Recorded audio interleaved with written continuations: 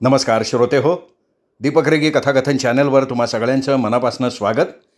श्रोते हो, तुम्ही ऐकताय जगन्नाथ शिंदे यांची निर्भीड ही कादंबरी आणि आज पुढचा भाग. दुसऱ्या दिवशी झुंजारराव अंथरुणात लोळतच होता.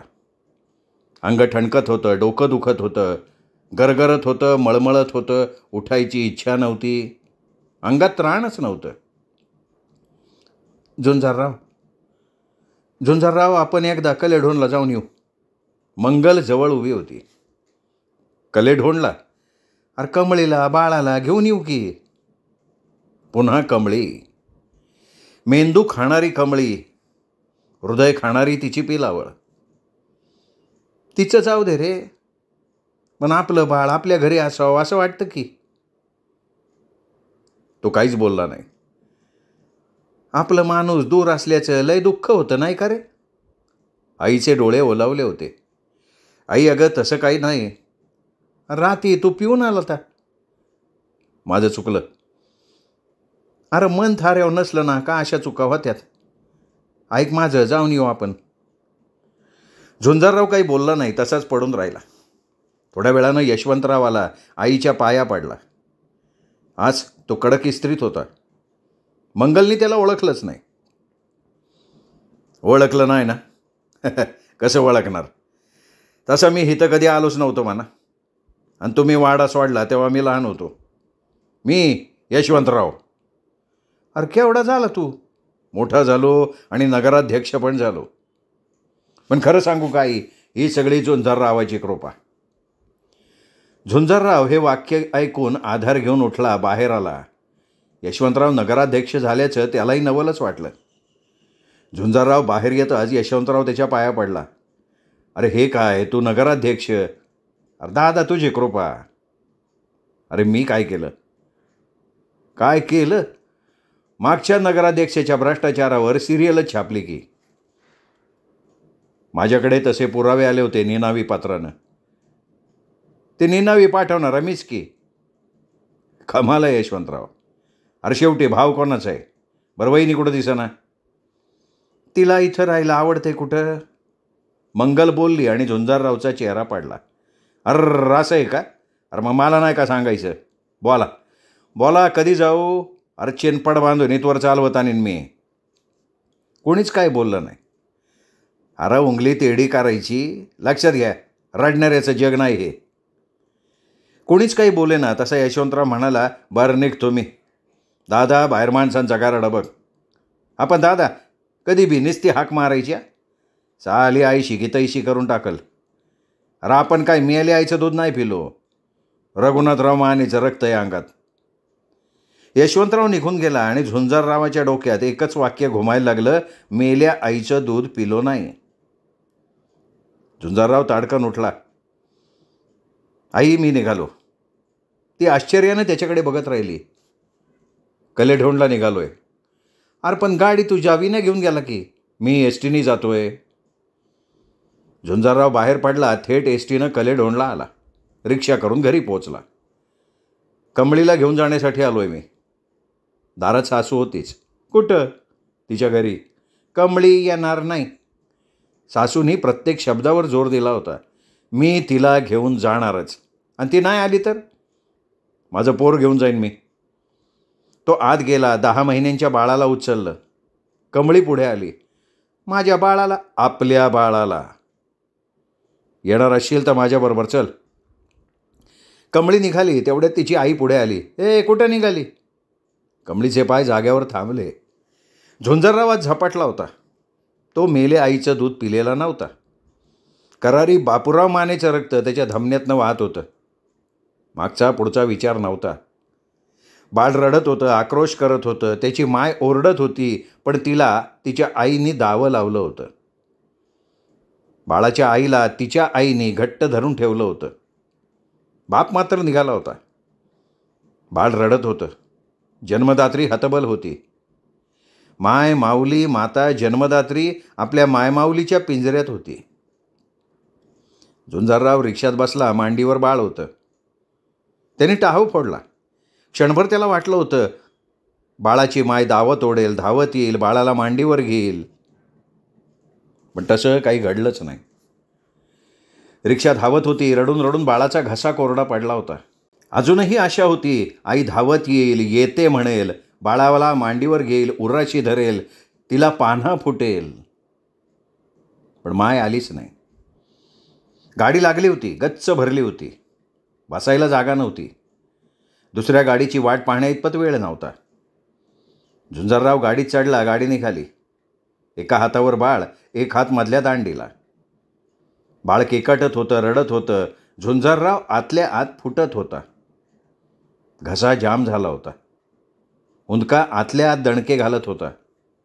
गाडी पळतच होती. आई, जन्म दिलेली आई, 9 महिने आपल्या रक्तावर पोसणारी अन्नदात्री, वात्सल्याची देवता, जननी, त्यागाची मूर्ती, आज तीच आई.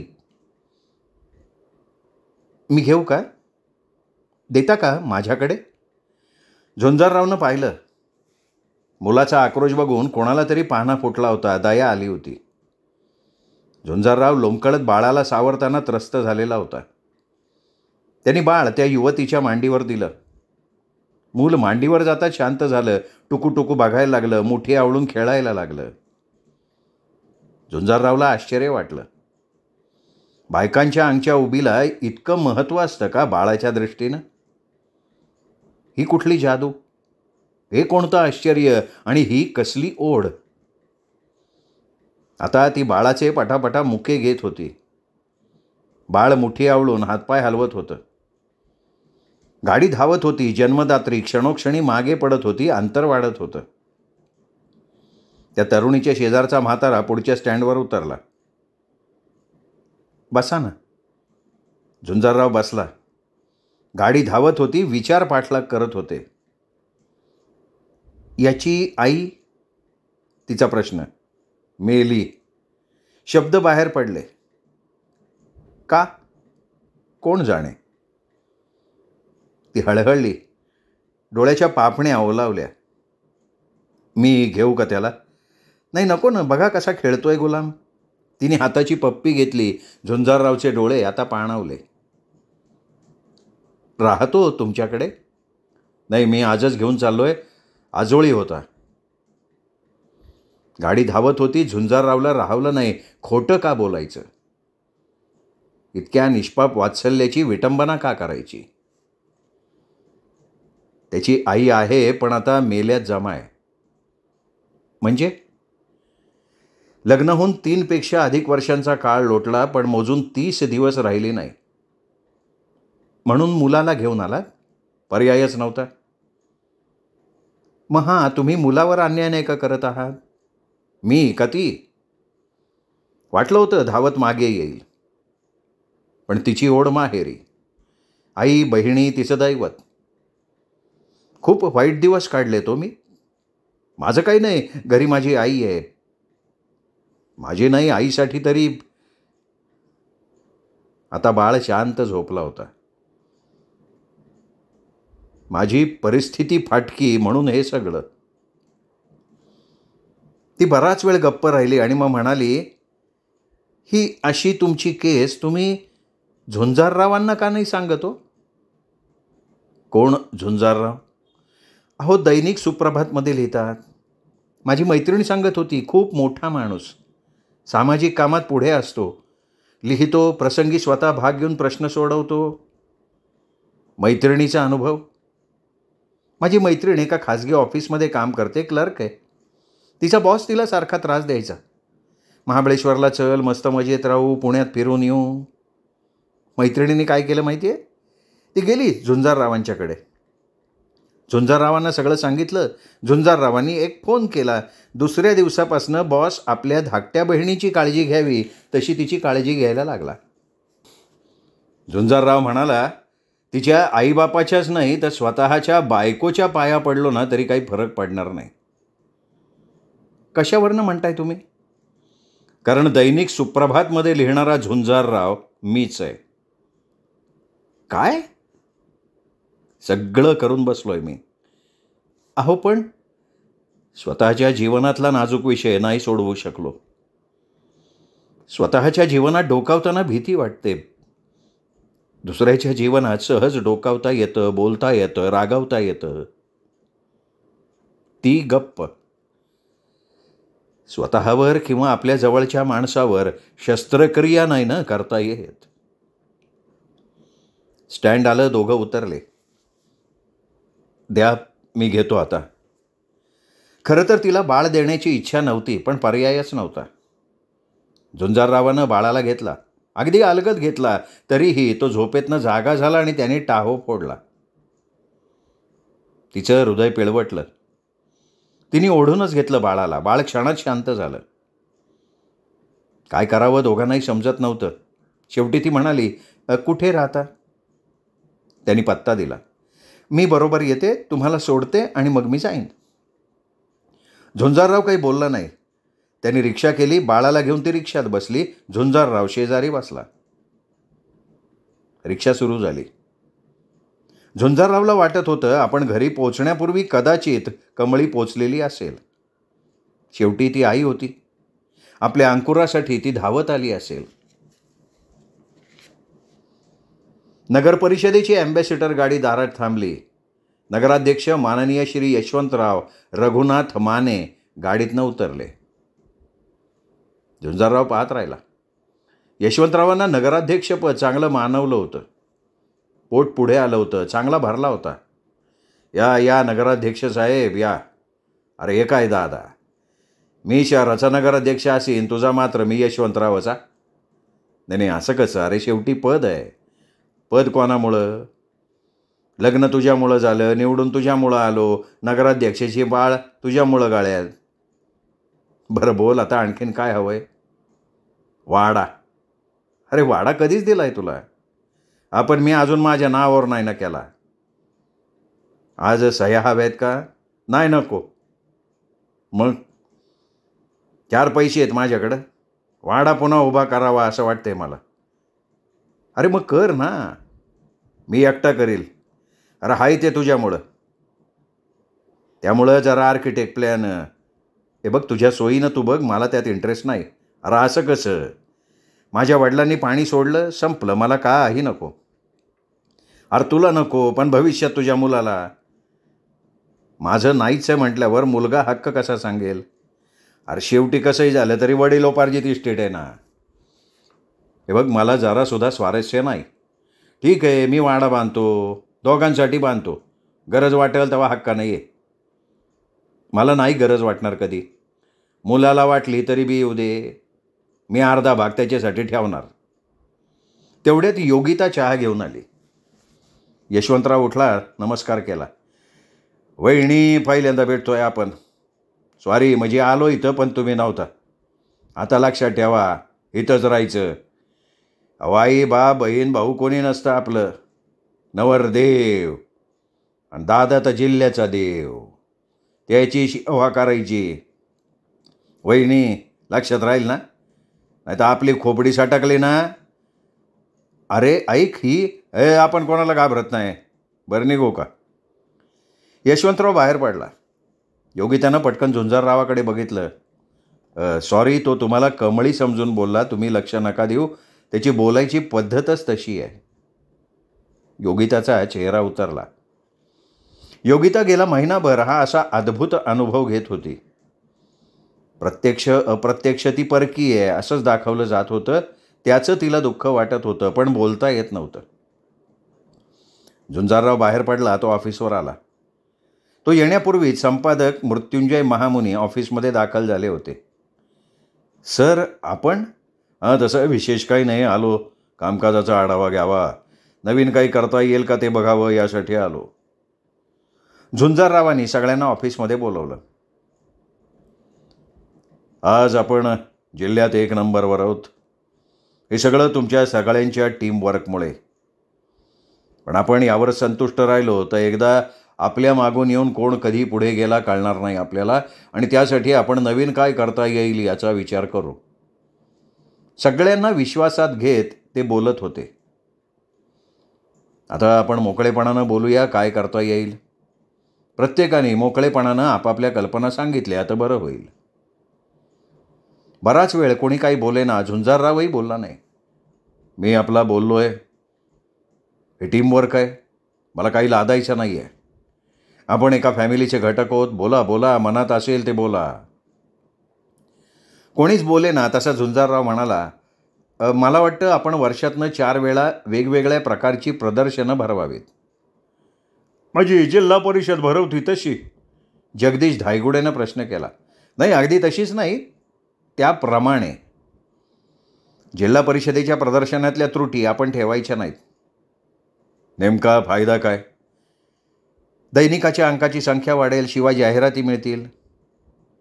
मला वाटतं त्यामुळे व्याप वाढेल. जाहिरात विभाग प्रमुख जयसिंग पवार म्हणाले. हां, पण व्याप वाढवल्याशिवाय उत्पन्न नाही ना वाढणार. आपण दैनिक चालवतो झुंजारराव. मग आपण फक्त दैनिक चालवत असू तर जाहिरात विभाग बंद करायचा का? झुंजाररावांच्या या प्रश्नाने सगळ्यांनी डोकं खाली घातलं. हे बघा, अर्थ असल्याशिवाय दैनिकाला अर्थ राहणार नाही. वाचकांना नवीन काही आपण देऊ शकणार नाही. जाहिराती वाढवल्या की आपल्याला विविध प्रयोग करता येतील. युवकांसाठी, बालकांसाठी, महिलांसाठी आपण वेगवेगळ्या पुरवण्या आठवड्यातून 1 दिवस नक्की देऊ शकू. उत्पन्न वाढीतलं प्रदर्शन हे एक उत्तम माध्यम आहे. आता हे बघा, वाहनाचं प्रदर्शन आपण 3-4 दिवस आयोजित केलं तर डीलर ओळीनं 4 दिवस आपल्याला जाहिराती देतील. नाही, पण सगळे डीलर सहभागी होतील का? अरे, मी म्हणतो 25% होतील. कागद पेन घ्या. विनू मांडे, आकडेमोड करा. आपल्या शहरात फक्त ट्रॅक्टरचे 14 डीलर आहेत. 4 व्हीलरच्या 8 शोरूम आहेत. 2 व्हीलरच्या 6 शोरूम आहेत. एकूण किती झाल्या? 28. 28तले 7 जण सहभागी झाले. त्यांची 5,000 प्रमाणे जाहिरात द्या. किमान 5,000. 7 चोक 28,000 गुणिले 4 दिवस, किमान 1,00,000हून अधिकच्या रकमेच्या जाहिराती. पण जयसिंगराव, मंडप, सुविधा, पाणी याचा खर्च त्याच्याहून जास्त झाला तर होईल कसा? वाहनाबरोबर छोटे मोठे विविध उद्योगाचे स्टॉल लागणारच ना. आटा चक्की, विविध शेतीची अवजारं, खाद्यपदार्थ, विविध पेय, मांडे. उत्पादकांना व्यासपीठ हवंच असतं. 500हून अधिक स्टॉल उभे राहतील. सगळा खर्च जागा भाडेतून सहज निघून जाईल. आक्षेप घेण्यासारखा, विरोध करण्यासारखा एकही मुद्दा कोणाजवळ नव्हता. माझ्या तर डोक्यात सहप्रायोजक घ्यायचा विचार आहे. खर्च त्यांनी उचलला तर मग आपण कल्पनेपेक्षा जास्त फायद्यात. झुंजारराव, आपल्या निष्ठा आणि नियोजन याच्यावर आम्ही खुश आहोत. मित्र, पाहिलं का, तुम्ही असा कोणीही विचार करू शकला नाहीत. तुम्ही फक्त तक्रारी करण्यात तरबेज आहात. मृत्युंजय महामुनी बोलले आणि ते एक दुसऱ्याकडे बघायला लागले. कसली तक्रार सर?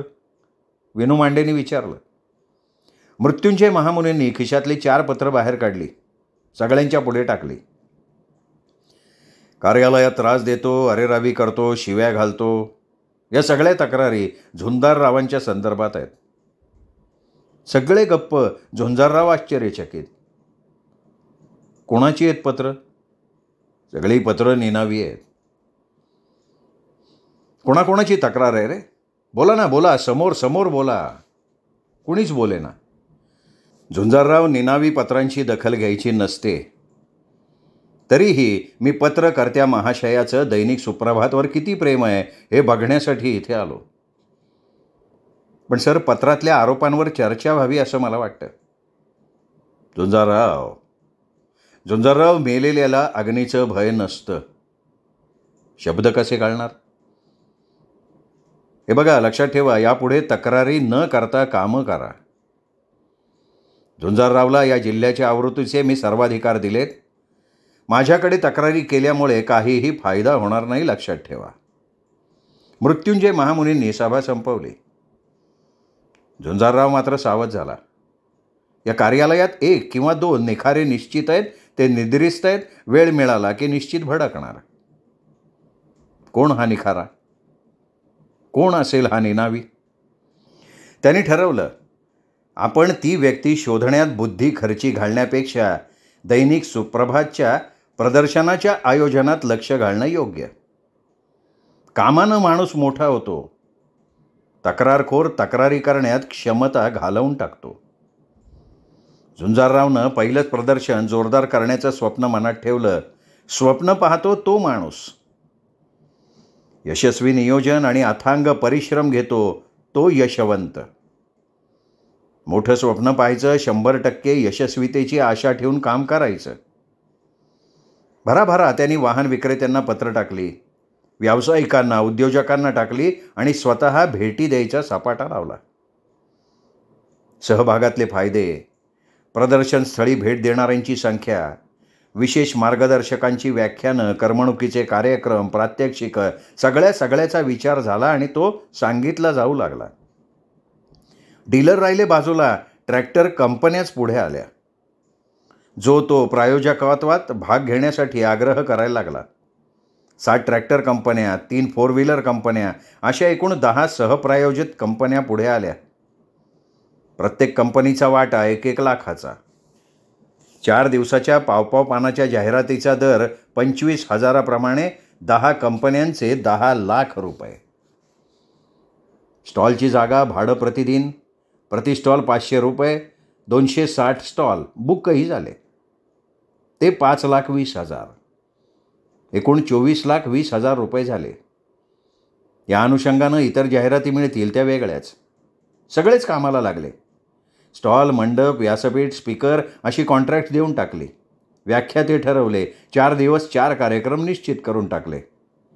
कार्यक्रम कमालीचा यशस्वी झाला. जाहिरातीची रक्कम विचारात घेतली नाही तरी 6,65,500 रुपये नेट शिल्लक राहिले. जवळजवळ नियोजनापासून संपूर्ण निस्तारेपर्यंत 1 महिना गेला होता. झुंजारराव जरा निवांत झाला होता. आणि मग त्याला आठवण आली बाळाची. तो घरी गेला तेव्हा बाळ झोपला होता. आई जागी होती. आई योगिता गेली ती, आणि बाळ तो झोपलाय. राहील तो, आणि उठला तर नाही उठत. गेले 15 दिवस ती झोपून जाते. त्याला झोपतो मग निवांत रात्रीचा, आणि रात्री कधी उठला तर दूध देते त्याला बाटलीने. आई तुला हे सगळं झेपतं? काय करणार बाबा, तुला वेळ नाही, जावा तावा तुझा हापीस. मंगल बोलत होती, त्यात काय खोटं होतं. मंगलला विषय मिळाला होता. मला सांग बाबा, तू लगीन का नाही करत? लग्न का दचकला बाबा? कमळी परत येईन असं वाटते का तुला? नाही, पण हे बघ, आली तरी मी काय घरात घेणार नाही. आई आहे का ती? अरे कोण, कुठली ती योगिता? ती आई झाली बाळाची. हां खरं आहे. अरे नुसतं खरं आहे असं किती दिवस म्हणत असणार रे? अगं आई, पण मुलगी नको का कोणी लग्न करणारी? हाय की.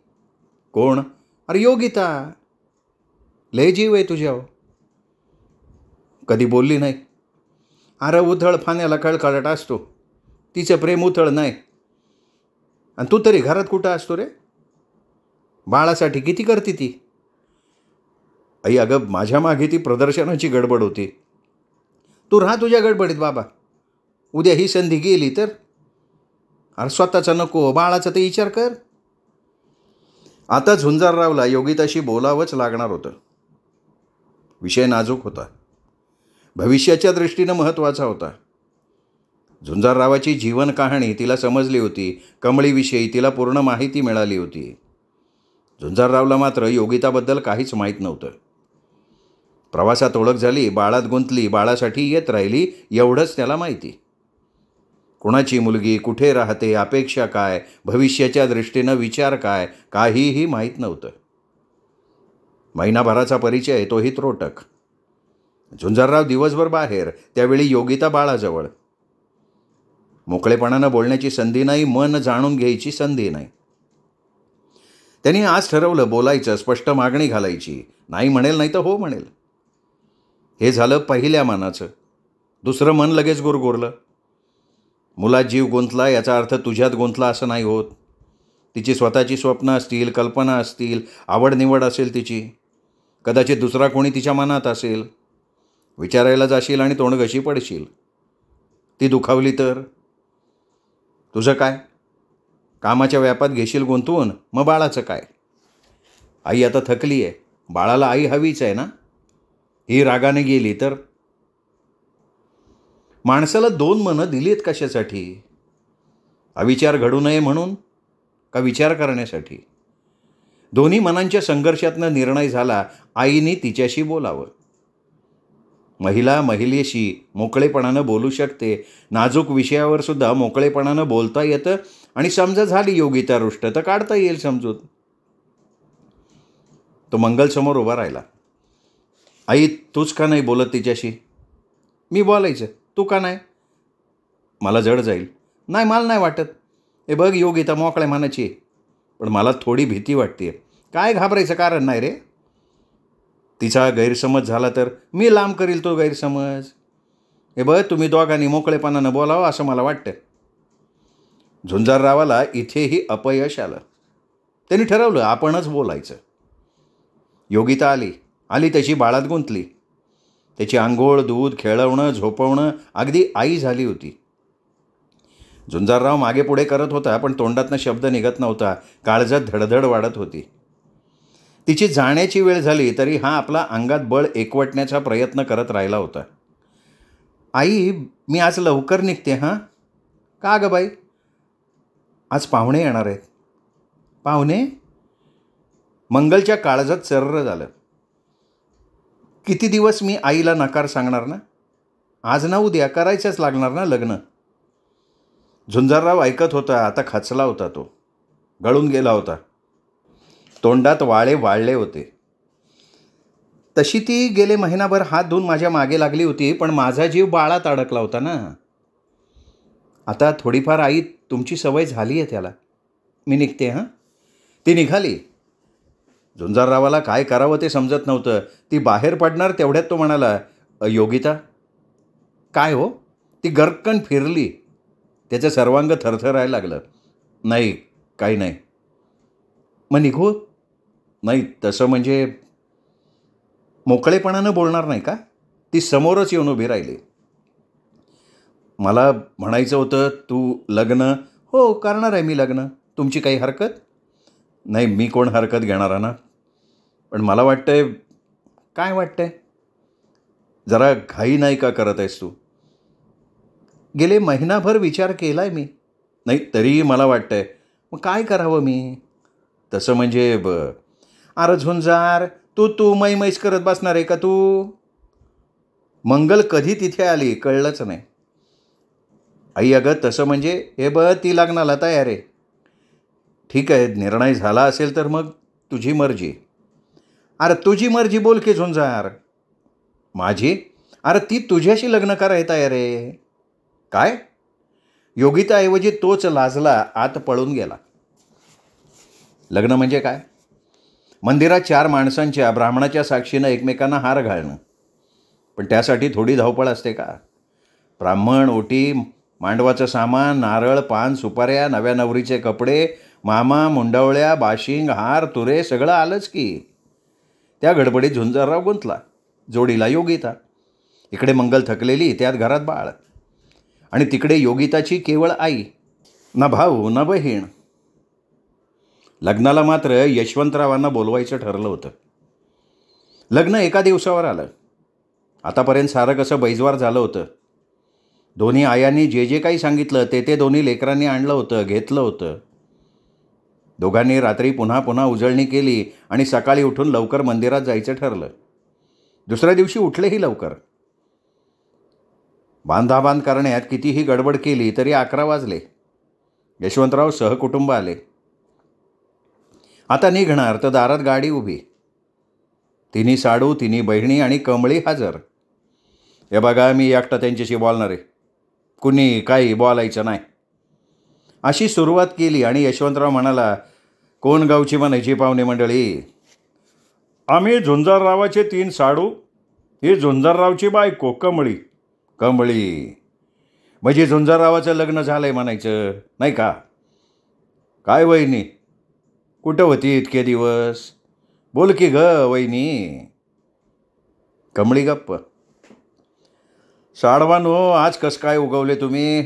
काय दाना पाणी संपला म्हणून इथं आले काय? हे बघा, आमच्या इथं जळता जळत नाही.